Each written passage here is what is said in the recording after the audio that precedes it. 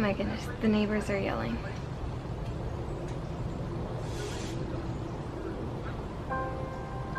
Hey guys, so today's vlog is a little bit different. Normally we share pieces of our daily life, but by the title I'm sure you know what this video is going to be about. I really just wanted to share my experience with miscarriage. It's been laying on my heart for a while now, really since I had shared on one of my previous videos that we did miscarry. For two reasons really why I want to talk on it is, one, I want to document it. I want to remember like this time in my life. I know that maybe some parts in this video are going to be hard for me, but for the most part I am feeling very healed. But yeah, so let's just get into it. So on May 2nd I took my first pregnancy test, and then on June 19th I miscarried. I pretty much knew then that I was pregnant. I normally don't miss like more than one day in my period, which I knew that I was pregnant with Wesley because of that also. Okay, so when we found out that I was pregnant, I found out on my own. That night I surprised Luke because I can't hold that in. I can't hold any secrets in really, but that was huge. I couldn't hold that in, and so I told him. I'll insert a little clip if you didn't see the previous clip.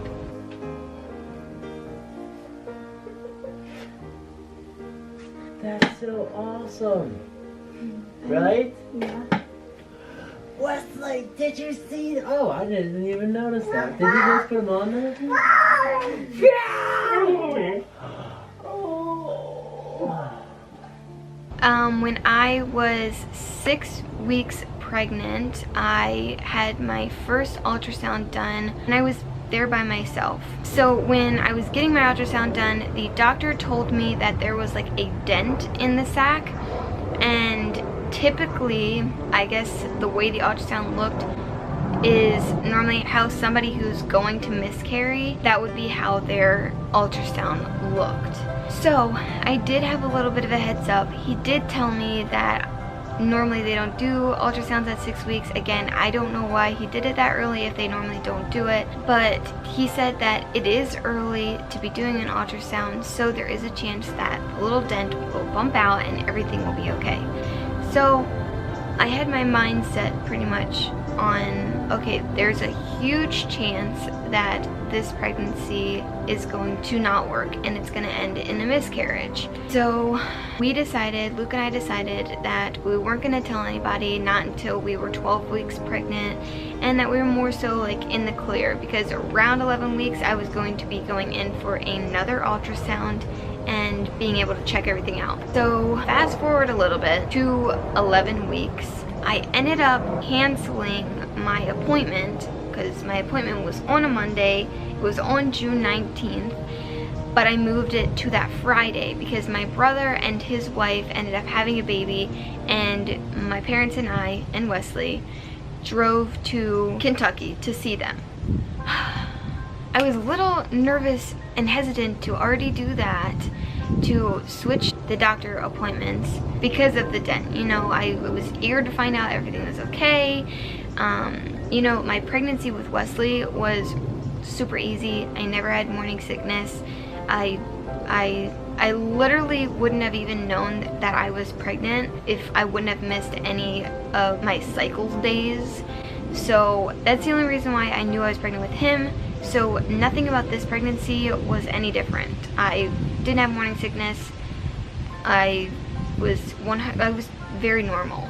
So there was nothing alarming about any of this between my 6-week checkup and my 11th week of being pregnant. Okay, I am in Kentucky with my family. Not Luke though, he's here for work. So Sunday night, I woke up in the middle of the night, probably around 1 in the morning, and had to go to the bathroom.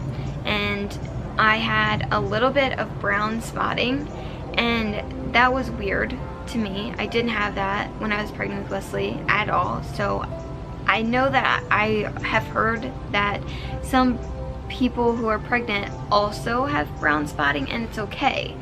So it was a little bit like concerning because of the dent in the sac, but I tried to stay calm. So I immediately go to Google and search up like what could it be if there's brown spotting. I already knew that miscarriage could be one of them, but I just wanted to make sure like that it wasn't anything else.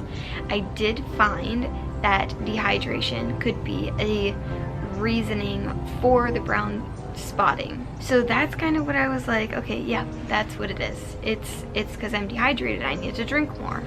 The next morning I wake up, everything's still the same. I'm still having some brown spotting, and I call my doctor right when they open, and I'm on the phone with them, and I'm asking, I was like, hey, I woke up in the middle of the night last night. I have some brown spotting. I want to hear some suggestions of what I should do.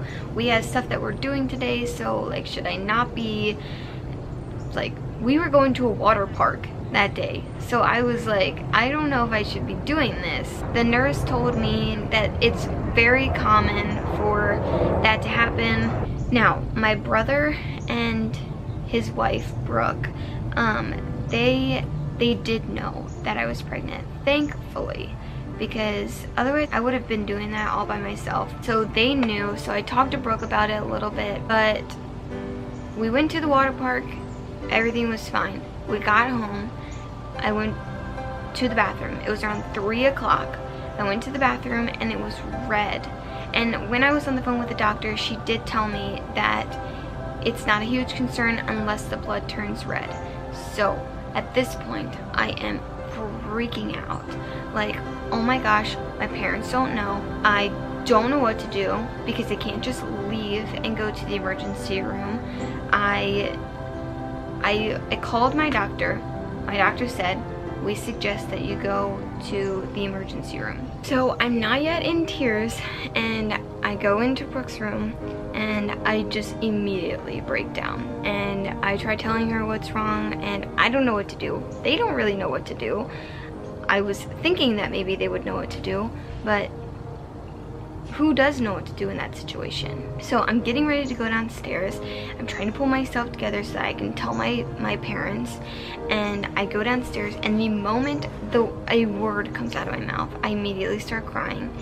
And my parents look like, oh my gosh, something terrible just happened, because I look like something terrible just happened, and I know something terrible did just happen, but they're thinking that like Luke just got into a car accident. Like, literally, that's what they thought. And I tell them, I'm like, I am pregnant, but I think I am going through a miscarriage right now, and I need to go to the emergency room. So my mom and I get ready. We head to the emergency room. The doctor comes in, or the nurse says, we don't typically do ultrasounds for this, so we'll see if like they will. I didn't ask for one, but that's what she said.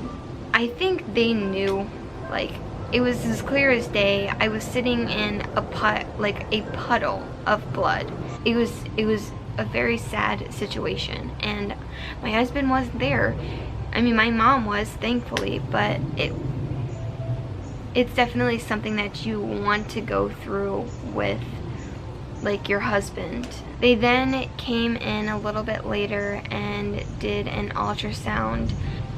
This was probably the hardest part about the whole thing when they did the ultrasound. I am very thankful that they did the ultrasound, because I did get to see our baby one more time. They did the ultrasound, and it felt like 20 minutes. but it was probably only like 2 minutes that they were just looking around and not saying anything. I knew then that our baby was gone. I'm grateful for that ultrasound, but it was also really sad just seeing no life in something so special. I knew this was gonna happen. Okay. It was sad. Looking at the ultrasound, you could see that the baby was kind of just like floating there. Like it was just, there was just nothing. And so the doctors, I know that they have done this several times, and yet they still, they don't know what to say, you know? Like it's hard. They told me that it was in fact a miscarriage, and that I need to go home and I need to just relax. I probably will be cramping and passing a lot of blood clots. I went back to my brother and Brooke's house, and it was sad because everyone did know what was going on. And it was weird for me, I guess, because I think it was probably weird for them. Nobody knows what to say in those situations. Like, nothing you say you think will make somebody feel better. I'm glad that, like, we really didn't talk about it very much, because I don't think I was really ready. It sucked not having Luke there. I kind of felt like I was on my own because he was so far away from me, and I wasn't going home until the next day, and it was still gonna be, what is it, like a 6 or 7, maybe 8-hour drive home. So anyway, that night I just kind of relaxed and laid down, because I feel like that made me feel better. And there was like, I was passing clots, and there was one time, if things make you queasy, just skip over a few seconds, because I'm going to show you a picture of this clot that I passed. It was the biggest clot. I stood up off the couch and it just like dropped down. It was huge, guys. Here's a picture of it. I went down and got my mom and had to show her because it was crazy. We drove home the next day and it was just painful. I just wanted to be in my bed, just laying down. It's obviously not as bad as full-term labor, but I think what makes the whole thing like so terrible and so painful, because you're like, you are feeling those contractions or cramps, as they say. They feel exactly like contractions. You're not getting anything out of this. You're hurting mentally and you're hurting physically, and it just sucks. Luke and I, we're okay. We're okay now. We know that like our baby is in great, amazing hands with Jesus, and just a much better place. That's how we're getting through this, knowing that our baby is in way better care than we could ever have given him or her. It stinks when you see announcements of people that are having babies. Although I'm very grateful for Wesley and that I do have a baby, it does stink when you do want another baby and you can't. I've definitely felt jealous over other people announcing their pregnancies. Also super excited for them, but definitely jealous, especially like, I don't know, you just like, you see their bellies grow and mine isn't. They're able to say all of these things about being pregnant, and again, I'm so happy for them, but it's definitely still hard when I see stuff like that. We didn't really tell anybody that we did miscarry because of the fact that I didn't want to make it an awkward situation. You know, how do you tell people, especially when they didn't know that you were pregnant? And I don't think I was really ready to actually talk about it. I pray that I don't ever have to go through this again. It's something that I think I'll worry about anytime I do become pregnant.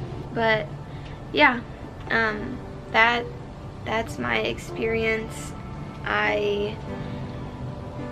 I'm glad that I finally was able to open up and share with you guys. I'm sorry if this was kind of like a Debbie Downer video. If you do have any questions, I'm open about it. That was my journey, and this video is a little dedication to my baby in heaven. I'm very excited to be able to meet him or her one day and be able to hug them for the first time. So thank you guys so much for watching. If you have any questions, or if you can relate at all to my story, I'd love to hear them in the comments, or you can message me.